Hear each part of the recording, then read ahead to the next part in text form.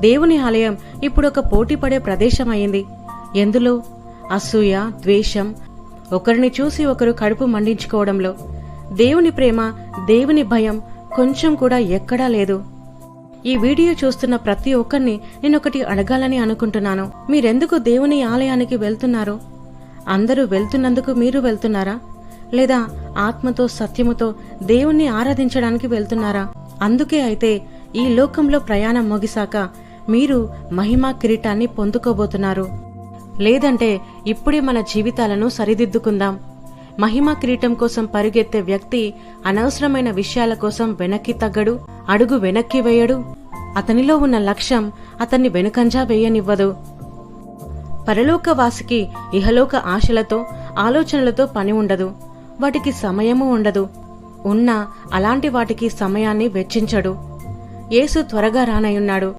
మనమెంతో బాధ్యతతో మెలగాలి. పాపము వలన వచ్చు జీతము మరణము. యెహెజ్కేలు 18:20. పాపము చేయువాడే మరణము నొందును. తండ్రి యొక్క దోష శిక్షను కుమారుడు మోయటలేదని కుమారుని దోష శిక్షను తండ్రి మోయడు. నీతిపరుని నీతి ఆ నీతిపరునికే చెందును. దుష్టుని దుష్టత్వము ఆ దుష్టునికే చెందును.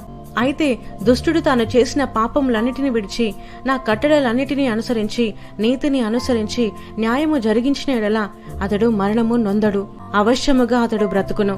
అతడు చేసిన అపరాధములలో ఒకటియో జ్ఞాపకములోనికి రాదు. అతని నీతిని బట్టి అతడు బ్రతుకును. దుష్టులు మరణమునందుట చేత నాకేమాత్రమైన సంతోషము కలుగునా? వారు తమ ప్రవర్తనను దిద్దుకొని బ్రతుకుటయే నాకు సంతోషము. ఇదే ప్రభువగు యెహోవా వాక్కు. అయితే నీతిపరుడు తన నీతిని విడిచి పాపము చేసి దుష్టులు చేయు హేయక్రియలన్నిటి ప్రకారము జరిగించిన ఎడల అతడు బ్రతుకునా? అతడు చేసిన నీతి క్రియలు ఏమాత్రమును జ్ఞాపకములోనికి రావు. అతడు విశ్వాసఘాతకుడై చేసిన పాపమును బట్టి మరణము నొందును.